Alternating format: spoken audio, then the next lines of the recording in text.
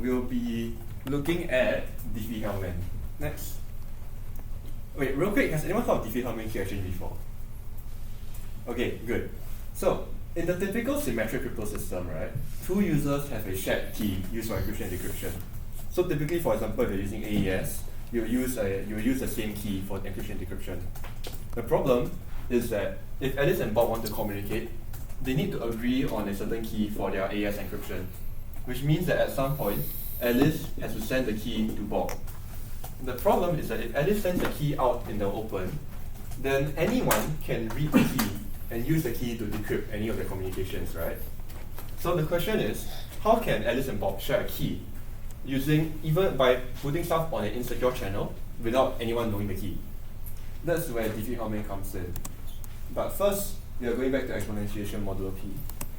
So let's play around with a few numbers. So let's take some super big prime modulus like P, next, and some small generator G. So we call G a generator here, and we call P our prime modulus. So so you open Python terminal, and we do G is 1, 2, 3, 4, 5, and P is our supermassive number over here. So we are going to play around with this. So recall when we said that exponentiation is like a trapdoor function. We're going to bring that into the system. So we start by finding G, and then we're going to try G cubed, G squared, G cubed, G4, and we go all the way to, let's say, like G50, for example. So in this case, Geron is going from I reach 30, print called GIP. And we see that for the first 10 or so values, it's quite obvious that we're slowly multiplying everything by G. So we can scale that we see this is probably 1, 2, 3, 4, 5 squared. We see this is probably 1, 2, 3, 4, 5 cubed. But when we go down and we go further below, you see how each of these numbers, they are individually separated by multiplying it by 1, 2, 3, 4, 5 modulo P. But if I point at some random value like here, for example, and I want to try to figure out what the exponent is, it will be very hard for me to figure out the exact exponent given this value and G. So we can go back.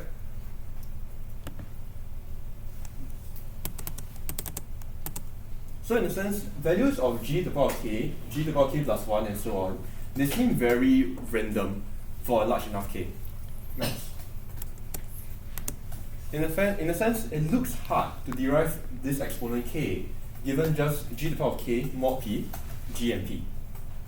And the thing is, this is the case because this is what we call the discrete logarithm problem, where finding the exponent of a value in modular arithmetic is hard. So this is like the Wikipedia definition, which can be a bit complicated because it abstracts up to what we call groups. But the general idea is that for some prime modulus, a generator G, or our base, and some G to the power of X, where X is secret, it is hard to find this secret value X. So this is what the discrete logarithm is. And now, we are going to use this to integrate it into our theoretical way of letting Alice and Bob share a key. So far, is everyone okay with this so far? You don't have to understand why it's hard. We can just assume that given this problem, it is hard to find the exponent, much like factoring with RSA. So, let's say we have an insecure channel over here, where Alice and Bob can send messages, but anyone can read data that's sent here. Alice and Bob will agree on some values G and P. So let's suppose Alice will tell Bob, use my G and use my prime modulus P. So Alice and Bob have both G and P. Then Alice will generate. So recall that it's hard to find X when X is large, right? So to be secure, Alice generates some random big number A, small a. Next. And Bob also generates a small number B, a large number that is small b. Then, from these private values, Alice is going to generate a public value, big A equals to G to the power of A, and Bob generates another public value, big B equals to G to the power of B. Alice will send Bob an A value, and Bob sends Alice his B value. So far so good? Alright. So currently, if you are a hypothetical attacker, we only have G, P, A, and capital A and capital B. Now, Alice and Bob will use their private key parts to arrive at a shared number. So Alice uses Bob's B and computes B to the power of small a equals to G to the power of AB. So Alice computes B to the power of small a. At the same time, Bob will do A to the power of B. And the thing is, because B is G to the power of small b, when we raise it to small a, we get G to the power of AB. So this equals to G to the power of AB. Similarly, big A to the power of small b is going to give Bob G to the power of AB. Now, because they have these two values, they call this S, where S is their shared secret. And they will use this shared secret as a secret key to use in encrypting messages sent on the channel. Thing is, S is a number. So how can S be turned into an AS key? Any ideas? Typically, what goes on is that this number S will be hashed using like SHA-256, which returns a 16-byte digest that is then used as an AS key to encrypt and decrypt subsequent messages. Next slide. So, if I were Eve and I was monitoring this communication channel, I only have small g, small p, big A, and big B. Because I need g to the power of small a, small b, from these values, either I get small a, small b, or I get small a or small b to recover g to the power of ab. But the thing is, to get small b or small a, I need to break the discrete logarithm problem of finding our exponent x over here, which is not possible because it is a hard problem.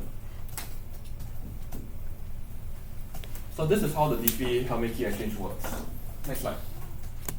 So we'll go through a quick example. So let's say Alice and Bob agree on two parameters like p equals to 23 and g equals to 5. So we'll start with very small numbers. So they share this in the public channel, and then Alice has a secret key a equals to 4, and Bob has his secret key small b equals to 3. They are going to generate their public key values, big A to be g to the power of small a, 5 to the power of 4, which mod 23 will give 4. And Bob does the same thing to get 5 to the power of 3 with small b, modulo 23 is 10. They're going to share this to each other, so you will get small p, small g, big A, big B over here. And then they get the same value s by raising b to the power of small a for Alice and a to the power of small b for Bob. Think of it as Alice and Bob have their own private keys, small a, small b, and they combine it together to get a shared key. In a way, this is secure because to recover this shared key, you need to have either the private key of Alice or the private key of Bob, which means that to decrypt any message that's sent on the channel encrypted by S, you need to be Alice or Bob, which is how this key exchange maintains confidentiality. Of course, all this can sound confusing when said on paper. So we have an example modeled for it. Next slide. Oh yes, and because the public keys used are big A, big B, and the private keys used are small a, small b, and we use discrete logarithm DLP or the discrete logarithm problem as our hard problem.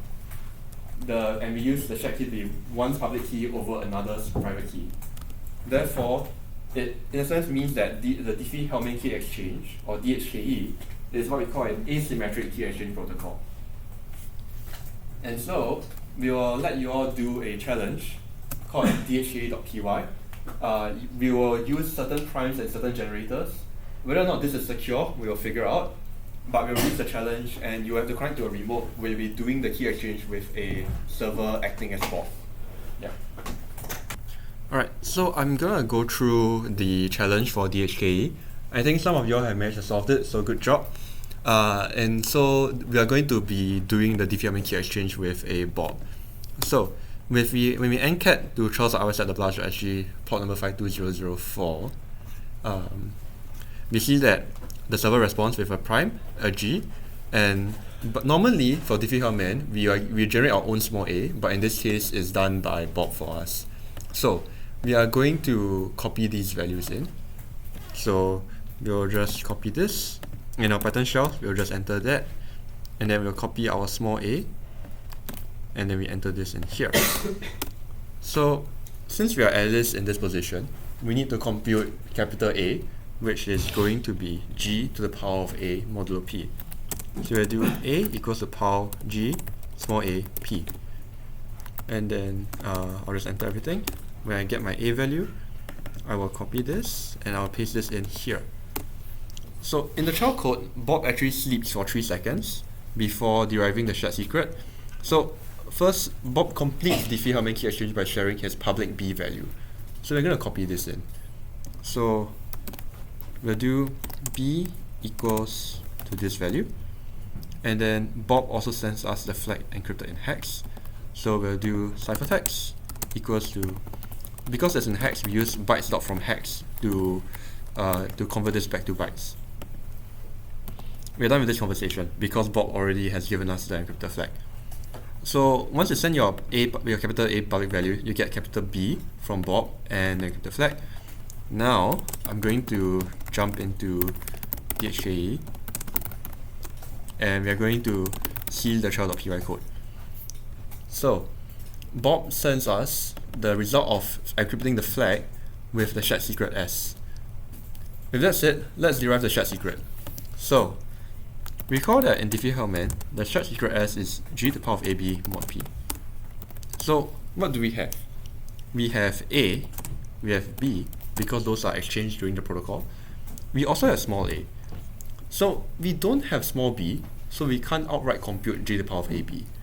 But because b is g to the power of small b, we're able to use that to compute S by doing S equals to power capital B small a p. This is what we do to derive the shared secret. Now that we have this shared secret, which it will differ for everyone because the server is going to generate random A and random small a and random small b during the process. But now that we have the shared secret, we have to decrypt this encrypted flag, or our ciphertext. If we look up, we see that there is an encrypt flag function that pads the flag, followed by initializing a key using SHA-256. It then creates a AES cipher and then encrypts our message. So we want to reverse this. To reverse this, we need to get the key first, used for AES. So we'll do key. Wait, I need to import hashlet first. Then we'll do key equals SHA-256 of string s.encode.digest. And you'll see that if we get key right, it's going to be a bunch of garble. This is perfectly normal and expected because the SHA-256 will return some hash of unintelligible output. So now we are going to import AES, and we initialize our AES cipher key AES.mode ECB. Now we have the same key and cipher object as what the server is doing. So to decrypt, we now do cipher.decrypt ciphertext, and we see that it gives us a decrypted flag. One small step for Alice, one giant leap for TLS ECDHE, with some padding behind. So one thing that I saw is someone tried to run .decode at the end. This will okay, never mind. It looks like it runs perfectly fine. Okay. We'll leave this up for about 1 minute for you guys to copy. And in the meantime, if anyone has any questions, feel free to kind of just let me know.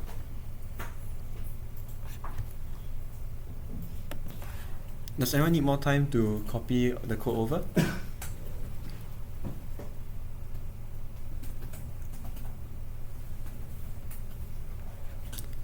If not, I will resume with the rest of the workshop. So, in terms of applications of Diffie-Hellman and the discrete log problem, because the discrete log problem, or DLP for short, is generalizable into what we call group operations. When the slide comes out, you can click into this link to see what groups are. This allows protocols like Diffie-Hellman to be used in various systems in mathematics, like elliptic curves, isogenies, as well as L-Gamal encryption and integrated encryption schemes, or IES for short. So these are the various applications that the Diffie-Hellman key exchange can be used in. And it itself provides a basis for all of these protocols. And for example, TLS, which is used to encrypt HTTP traffic usually, has like cipher suites that uses Diffie-Hellman. to have the key exchange done in order for one to receive a key for their SSL or TLS communications. That's it. We'll now move on to the key exchange. So if you recall from Diffie-Hellman, this key exchange it ensures confidentiality because only you need either the private key of Alice or Bob to be able to recover the shared key. But the thing is,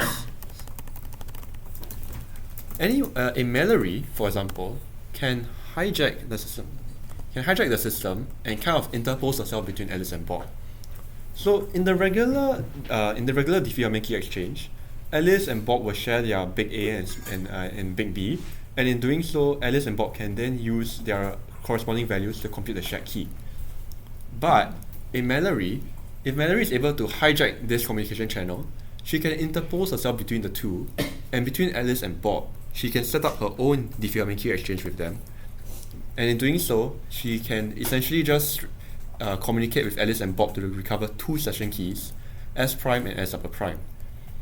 So by being a man in the middle, which is a common term in cryptography, Mallory turns this Diffie-Hellman key exchange between Alice and Bob into two sessions. One is Alice Mallory and one is Bob Mallory. Using Mallory's own generated private keys, she performs Diffie-Hellman to get two keys S prime to encrypt messages from Alice to Mallory, and another key S double prime to encrypt messages between Bob and Mallory.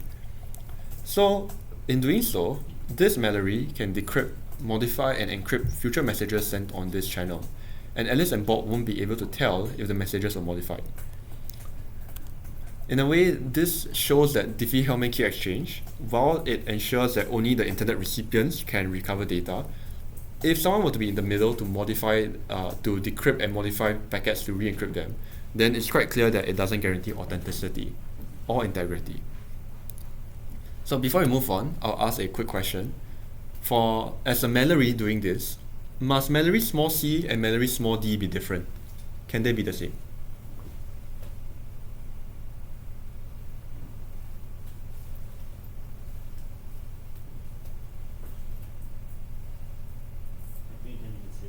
Why? Because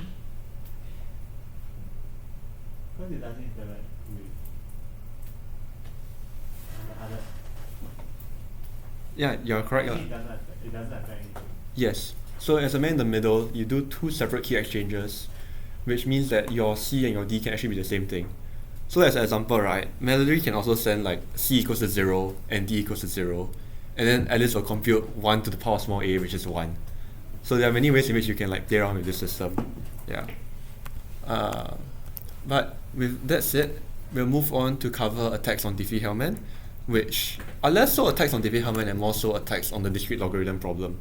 Because while the DLP is a hard problem, that doesn't mean it is always a hard instance for every prime in G.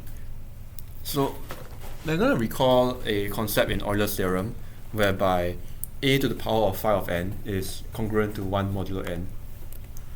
With that in mind, the discrete logarithm problem states that given a generator, a prime modulus, and g to the power of x mod p, it is hard to find the exponent x. So, as a quick quiz, when p is prime, how many possible g to the power of x values can there theoretically be? Or like, what's the maximum range of possible values? Is it p, p minus 1, phi p, or phi g? There can be more than one correct answer here.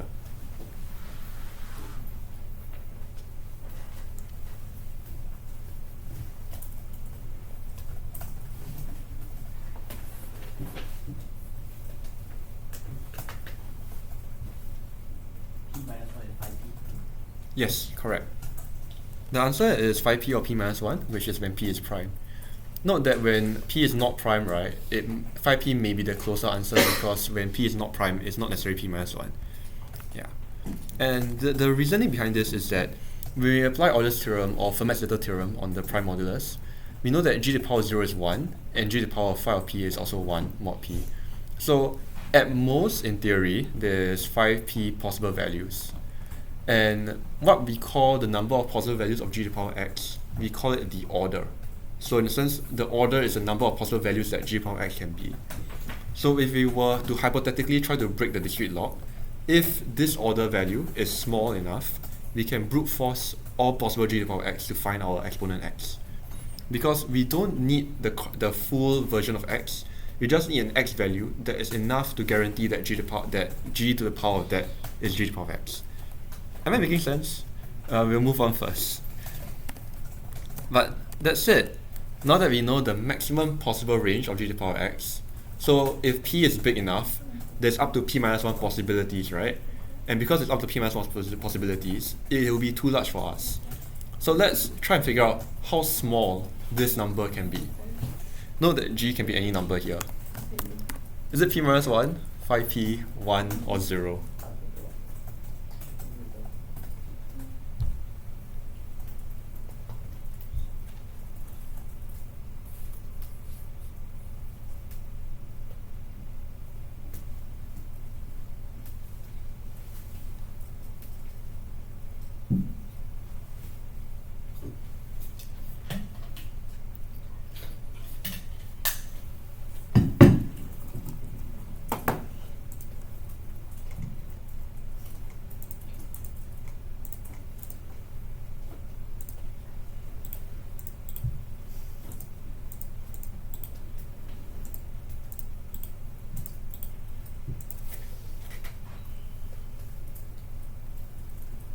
What do you guys think? They can, as of now, you guys can actually just make any guess.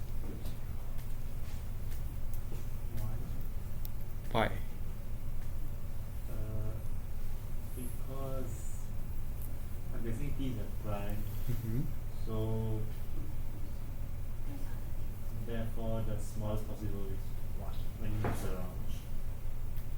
Or like 2 as a prime, is it? No, as in, I don't know, I'm just guessing 1. It is 1 actually, because when g is 1, g to the power of x is going to be g for all x. So what does this mean? So we know that the highest number of possible g to the power of x is p minus 1, but the lowest number can be 1, because like 1 to the power of anything is always going to be 1, right? So what does this mean? Put simply, the number of possible values of g to the power of x mod p depends on g itself. The value of g actually determines how many possible values g to the power of x can be. There's a few properties of this value, but this order of g will always be a factor of phi or p. So it will always be a factor of the Euler quotient. And we denote this as OG equals to n. So n in this case will be the order or the size of the elements of, so we do like g squared, g cubed, and we reiterate until we get g to the power n equals to 1 for some n. The size of this set, which will be n, is going to be the order of g modulo p.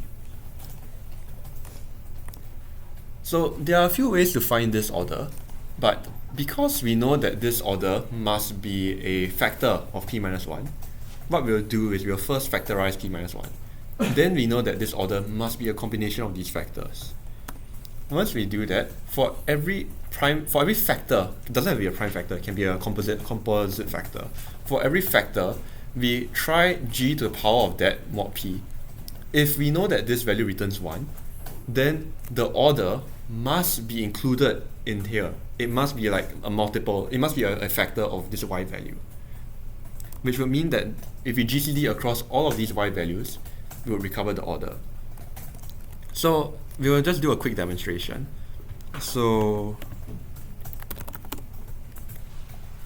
I will just quickly do like a quick check. So let's say we go into Python and we do from crypto dot util dot number import get.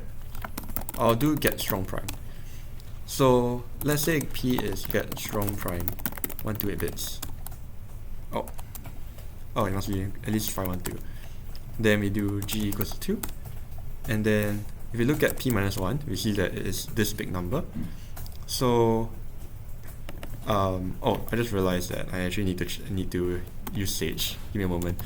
We'll use Sage for this because Sage has a helper function.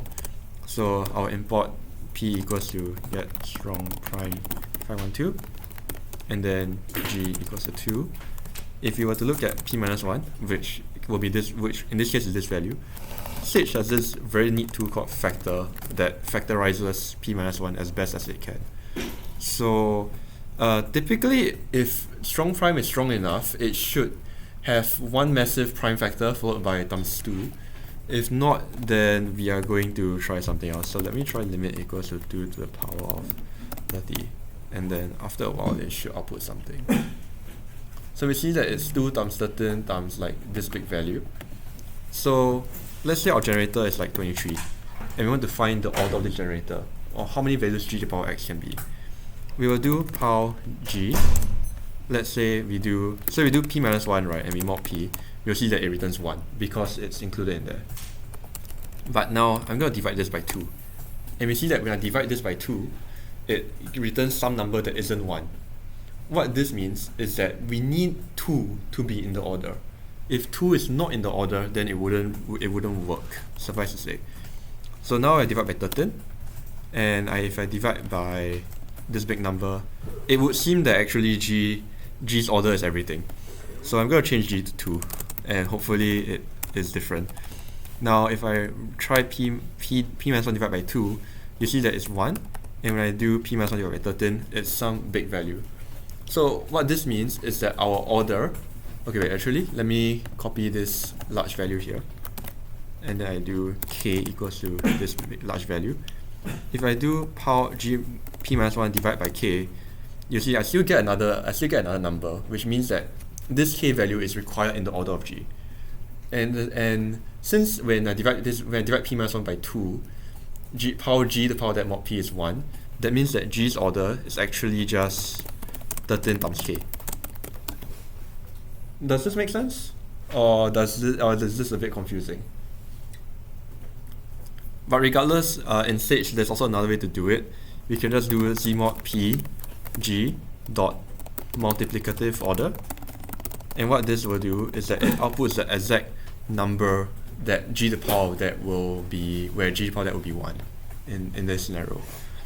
This may take a while because it needs to factorize p minus 1, which can be complicated. So I will just try and like reset my p value to be some other strong prime. Then let's see if this is fast enough. Otherwise, I will get a different value that has that fits our needs better. So for example, if you were to go into sorry for accidentally leaking your files, by the way, Jaron. Yeah. So if I go to you have to J10A, and then without the underscore. Okay, I think you haven't gone into the 10A folder yet. yep. So if you were to go into, let's say, 10A, which is this challenge called small order 1, which I released on the CTFD, if we go to the distribution and we cat the trail file, you see that there is a prime p and a prime g as well. So if I were to copy this and I try and factor p minus 1, right, you'll see that p minus 1 splits into many smaller factors. And then if I look at g over here and I copy this g as well, we see that when I do power g, p minus 1 divided by 2 mod p, we get 1. When I divide this by 39217, we get 1. When I divide this by 41231, we get 1. But and so on and so forth, we realize that actually all of these are not really used in the order of g.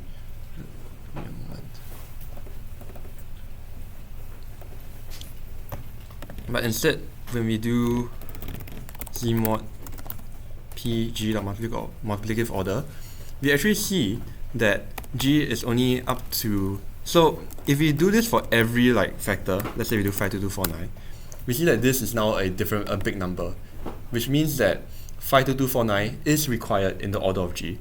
And we verify this when we do z mod p g dot multiplicative order, and we see that this value is 52249, which means the smallest possible value for g to the power of x mod p to be 1 is 52249.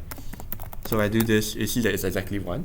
And you'll notice that in each of these exponents, p minus 1 divided by 2, p minus 1 divided by 39217, p minus 1 divided by this, the number 52249 is a factor in all of these. So when I do g to the power of this, it calls g to the power of 52249, which is 1, and then it raises it to some other degree. And if we GCD like this value, and this value, and we do this all the way, you see that its order is 50,002,249.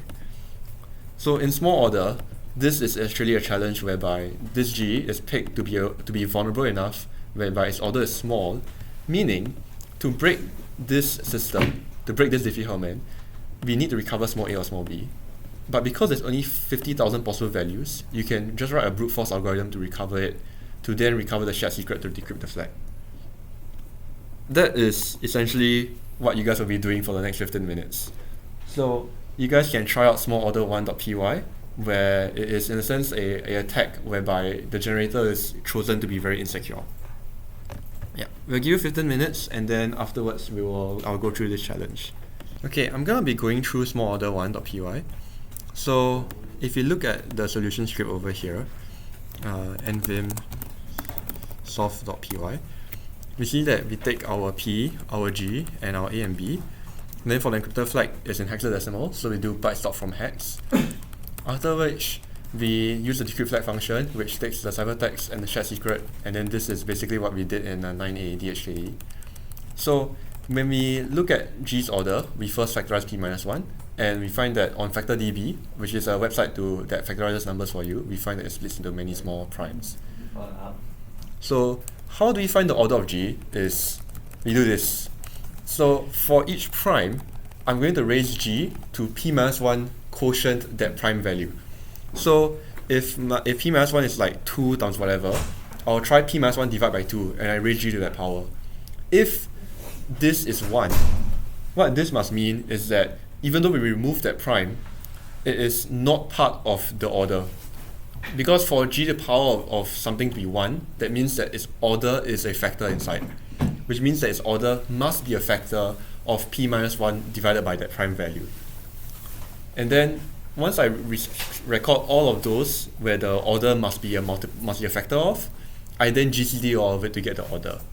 So that gives me the order which... Okay, this order is not 2049049033. It's actually going to give 52249.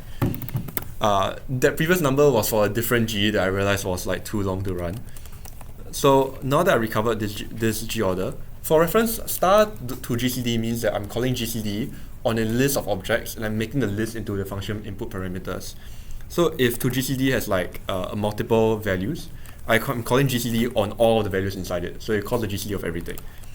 So now that I have the group order, instead of checking if pow G I mod P equals to A, for example, I'm going to do this, which is a bit more efficient. So I start with A equals to 1, and then I set some value H to be G. So for every iteration, I multiply this H by 1G modulo P. Then I check if it's the same as capital A. If it's the same as capital A, that means my exponent would then be I. So I use that to be A equals to I. Then I recover my shared secret, and I decrypt the flag to print the plain text. I'll send this in the distort afterwards, but if we do python 3 solve.py, actually wait, before we do that, let me just make a line where I will print to GCD so that you all have some idea of what is going on.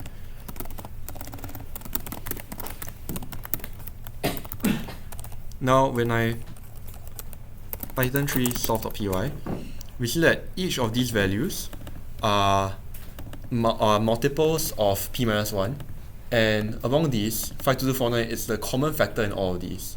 So that's how I know 52249 is the order.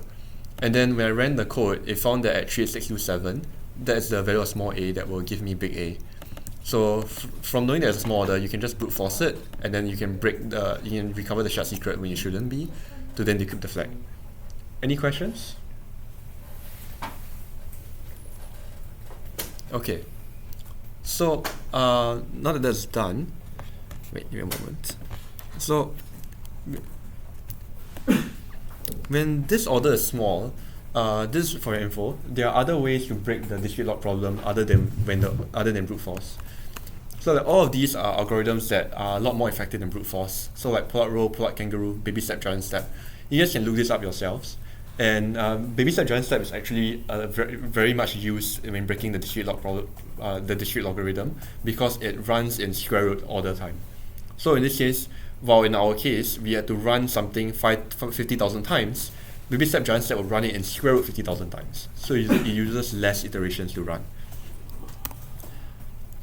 So recall when I said that there's up to p minus 1 possible values for g to the power x at most, right? Actually, this is wrong. The truth is, when p is not prime, it can be completely different.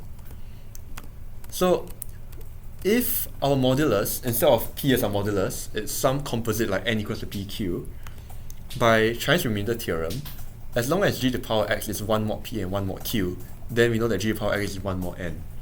So the truth is, we are just finding the smallest x whereby it's 1 mod p and 1 mod q. So by Fermat's Zeta theorem, this value is just it has to be a multiple of p minus 1 and q minus 1, because when p is prime, it will iterate through p minus 1 values or like some factor of it.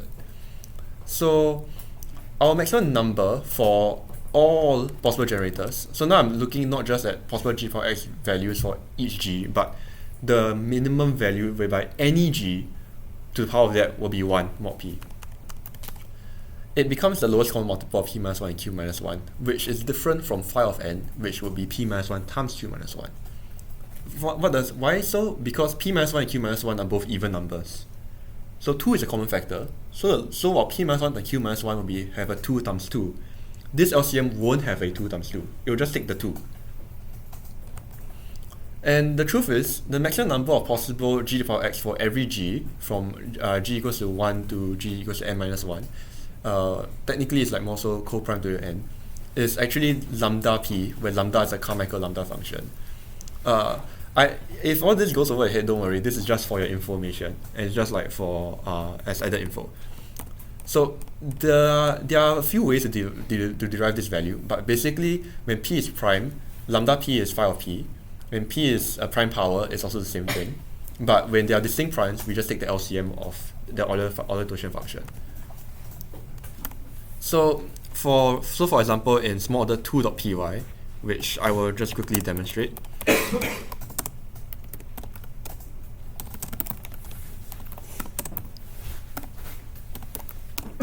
We see that it's just g61, gx is this, gx as in g to the power of x mod p, and we have p here. We know that p is not prime, and we just need to find an x value whereby g to the power x modulo p is gx. Afterwards, if we get this correct in value, it will decrypt the stack for us because the key should be accurate. So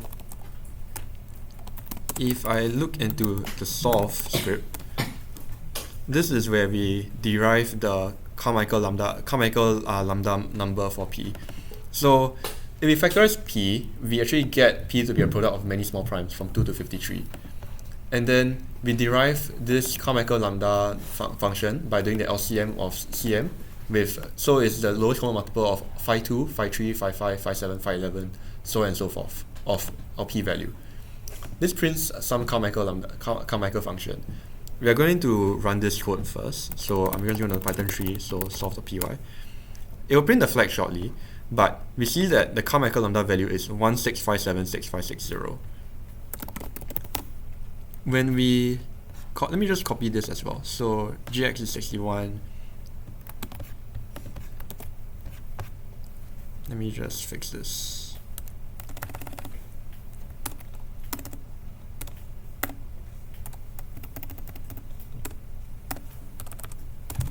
So our derived Carmichael lambda function is this value. And the thing about this value is that it is the maximum possible value no matter what g we put in. So recall when we said that the order of g is dependent on g, right? It can go from 1, which is when g equals to 1, up to some large number. And the Carmichael lambda function of p is this large number. So when our modulus p is a prime number, this value happens to coincide with the Euler Totion function, which will be p minus 1. But when p is a modulus, it can be very, very low. So for example, like let's say we do g, right? If we do g, cm, and then p, we see that it's actually it is 1. And we notice that no matter what g we do, so like g plus 1, oh wait, what? Oh, whoops, my bad. If for every prime of like, let's say that is like not related to there's not a factor with P. So let me just do 257 for example.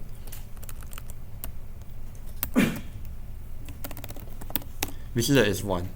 So to keep in mind, the reason why G plus 1 doesn't give 1, right, is because G plus 1 is not co-prime with P. It shares a common, it's a multiple of 2, and P is also a multiple of 2. So because of that, we actually don't use it in the discrete log. We need numbers that are co-prime to the modulus. So let's say I were to get, so because P has a lot of small prime values, I'm just going to import get prime, so I know that my numbers will be co-prime to P. When I do get prime 16, which is some large prime that is not that's co-prime to P, you see that no matter what value I get, it will always be 1. And the thing is, if P was prime, this will be the highest possible order of some G. On the other hand, because P is a composite number, the highest value is actually very small. This is in essence why for a secure discrete log, we need the modulus to be prime so that phi P and lambda P is P minus 1. This is to deter brute force attacks and to make it secure. At the same time, when P is prime, we can find generators G where the orders are equal to P minus 1. We call these primitive roots modulo P. So if G is a primitive root modulo P, then the set of all possible G to the power of something, when you repeat until you reach 1, it will be the same as 1, 2, 3, 4 up to P minus 1. So this is what we need for a secure discrete log. But of course, even then, it's not fully secure because of an algorithm called Polich-Hellman. So we know that the discrete log is vulnerable when the order is small enough, because when it's small, we can just brute force to recover the secret exponent. So what we're going to do is do some exploration. So let's say we have G to the power x mod P, and the order is P minus 1. So I'm just going to go into Python, and then let me exit, and then go to small order I think. Let me check. So we see that the prime here is 4, 6, 8, blah blah blah. We know that this G is small order, so we are going to ignore this G, but we're going to go into Python and we're going to paste this in. So because P is a prime, there will be some value like G equals to, I'm going to guess like 2, whereby the order of G is very high in P. So if I do like power G P minus 1 divided by, let's say 2, we see that it's 1, so that means the order doesn't require 2, but it's probably some high value. So what we're going to do is we're going to do x equals to, let's say we use some number like this, and we're going to do gx equals to power gx modulo P. So gx is this number. We don't know this number, but we are going to do something interesting.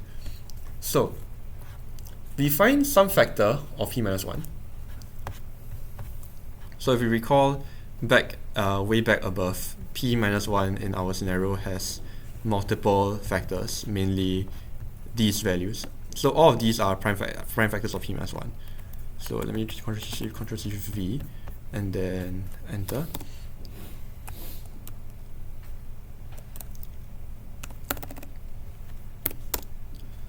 We are going to do h equals to power g P minus 1. Let's say we divide by 46219. Hopefully h is not 1. Okay. And then I'm going to do hx equals to power gx of this as well. If you look at h and hx, they are random numbers, but because of what I did here, if I do power h 46219 and I do this mod p, I get 1. And surprisingly, when I do on hx, I also get 1. In fact, the orders of h and hx is exactly 46219. I can't really explain the details right now, because it can be a bit complicated and it involves a lot of group theory. So just go with the vibes for now. So, because we know that it's only 46219, right? Let's solve this discrete log between h and hx. So recall that g and gx is this, right? We don't know what x is, but for h and hx, we can at least figure out what x is, since the order is only 4, 6, 2, 1, 9. So for I in range 2, 4, 6, 2, 1, 9, if power h I p equals to hx, print I.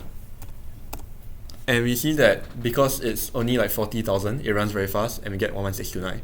So if we do power h 11629 hx, p, we actually find that it is equal to hx. But what if we use this for gx? Do you think this will work? Do you think this will return true?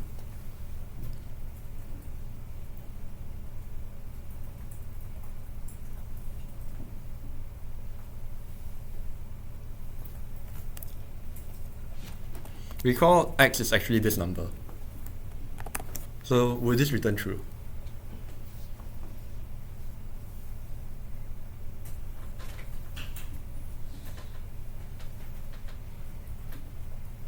No. Yes, it doesn't return true. It is different. But here's the thing. Recall that the order of h is 46219, right? What if we do x modulo 46219? We get that number. That's the interesting part. Because when we take k and we do h, right, the order of h will be k, which will be, in this case, when k is small, it will be small. And at the same time, yeah, so this is the theorem that states why the order must be k. But what we actually do when we solve the discrete log problem over this smaller order is we actually get our x value modulo this order. So for example, right, let's say I were to do h equals to power g and I divide by some number like 52249. Because 52249 is a multiple, if I check h, it's some big number, and I'm going to do the same for hx as well.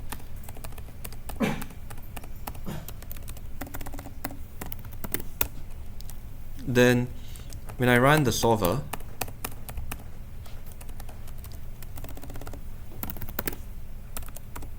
we see that I is now 26970, and when I check x, which we know is this number, and I modulo it with 52249, we do in fact get this value as well.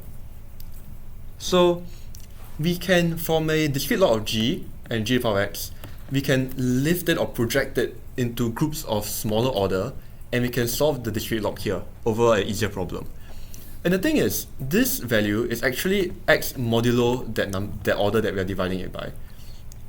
This is enough for us to actually recover x in full.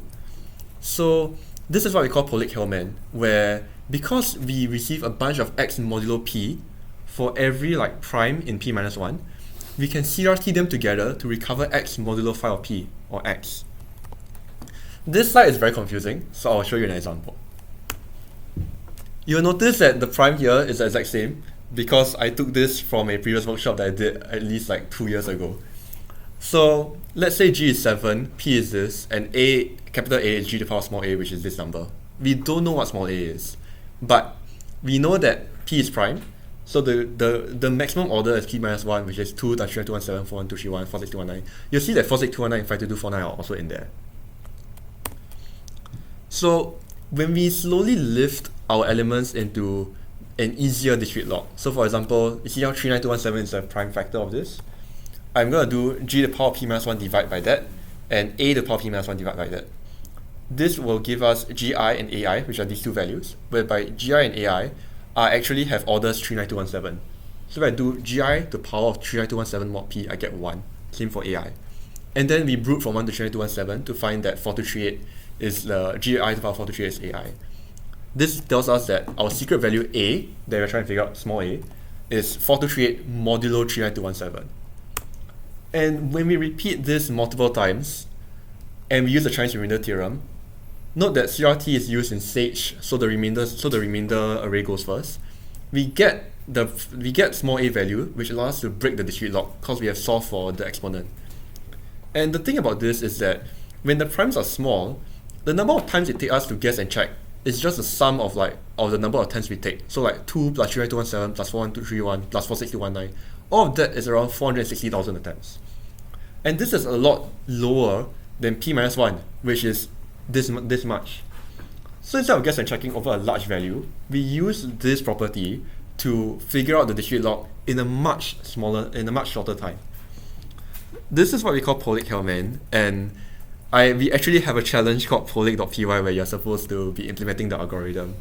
But the thing is, I've already sent the code in Discord actually, so I'll just slowly demo this.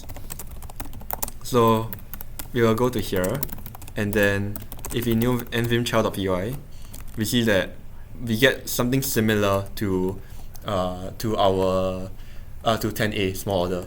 But here we have a new prime p and g equals to 2, with a and b as randomly generated, and then we have big A, big B, and big S, which is the shared secret. So this is where we are in the role of Eve, where we look at this public channel, and we know G, we know P, and we know capital A and capital B, but the flag is encrypted by the shared secret. So we want to recover small a or small b to retrieve it. So in our theoretical solve, wait, let me just cat child.py.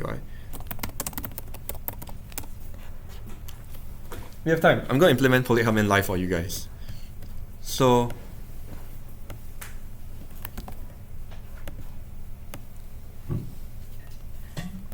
wait, let me just copy all of this.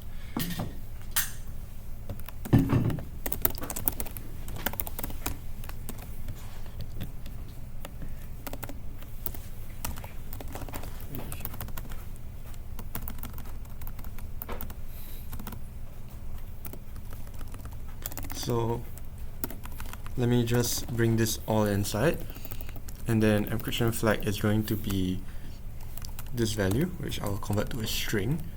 Let me just do this and then bring this back in.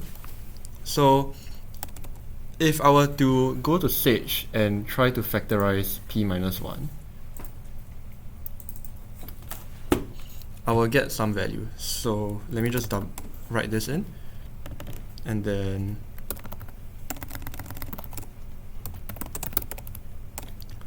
we'll just copy this prime value, and I'll go to Sage, because Sage has factor. So I'll do factor this number minus 1, because p minus 1 is the order. We see that in this case, this p minus 1 splits into these many factors. So I'm going to take all of these and import them over.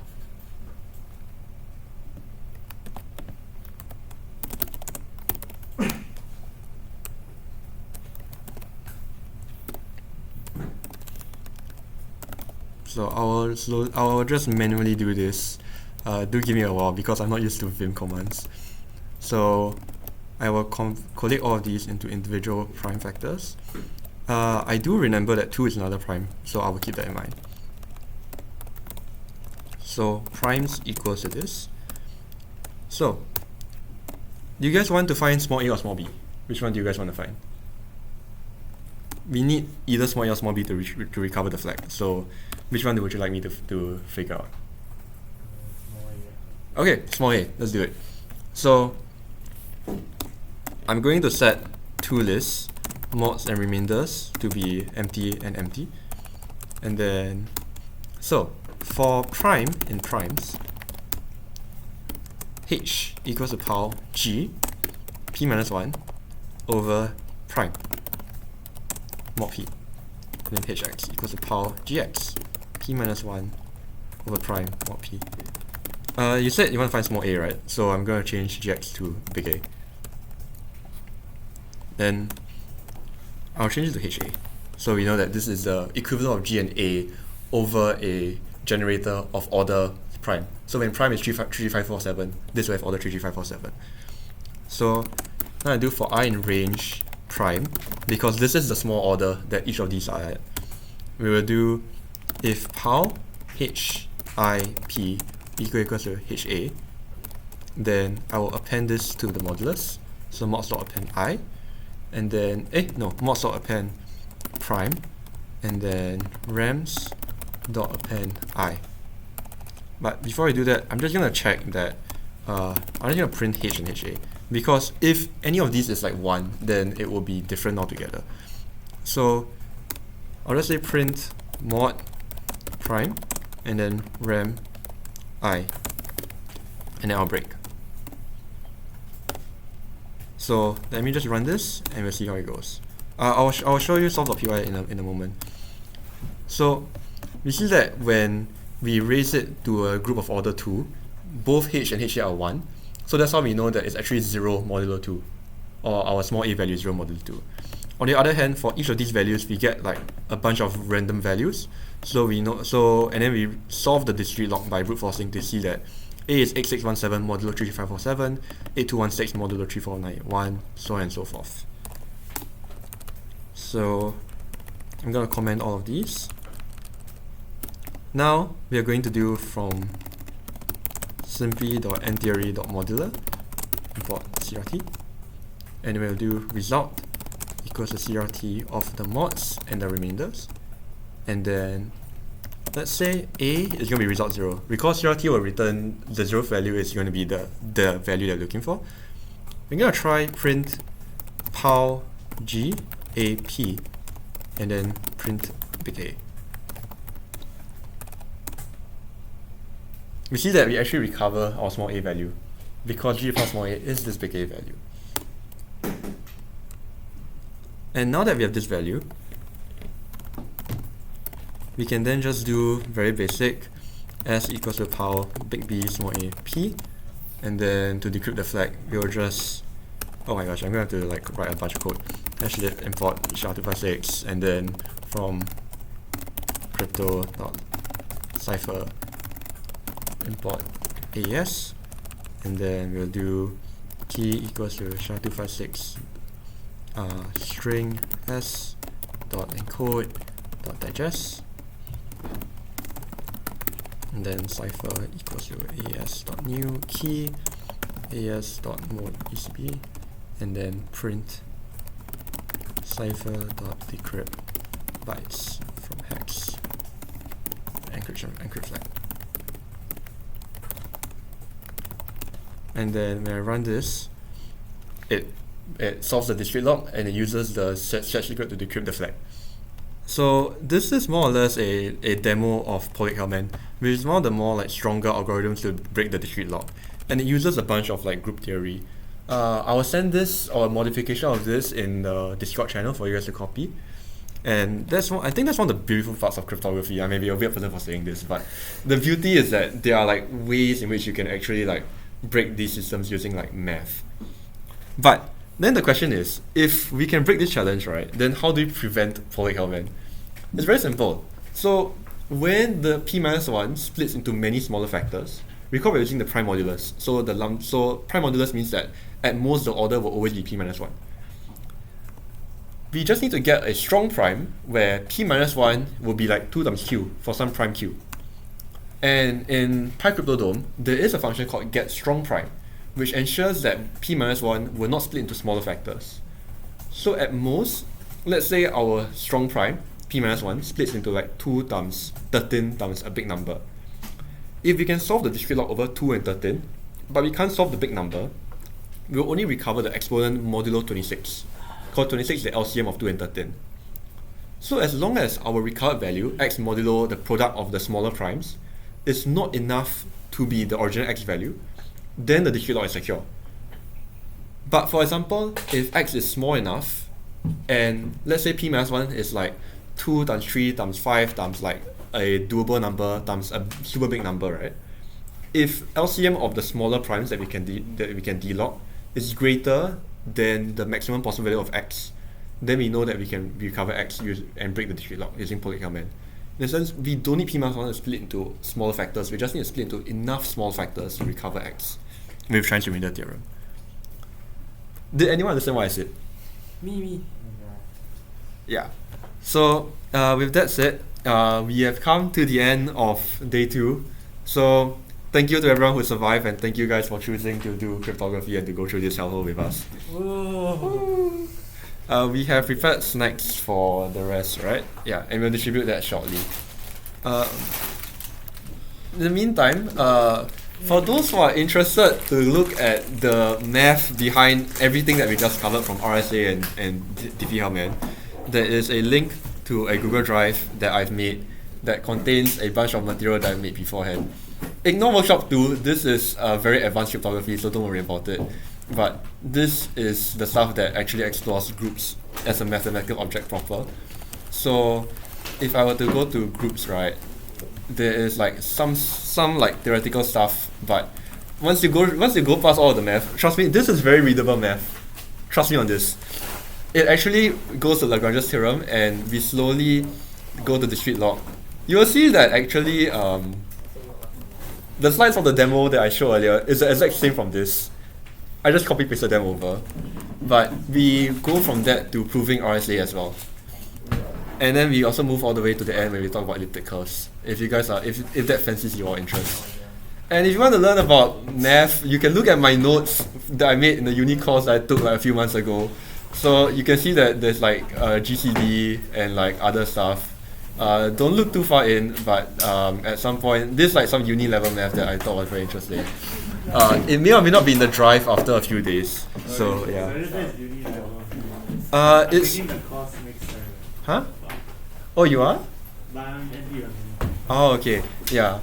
So if that's the math, then don't worry about it. It's fun. It's fun. Yeah. But anyways, that's all we have for today. So thank you guys so much for attending Crypto Day 2.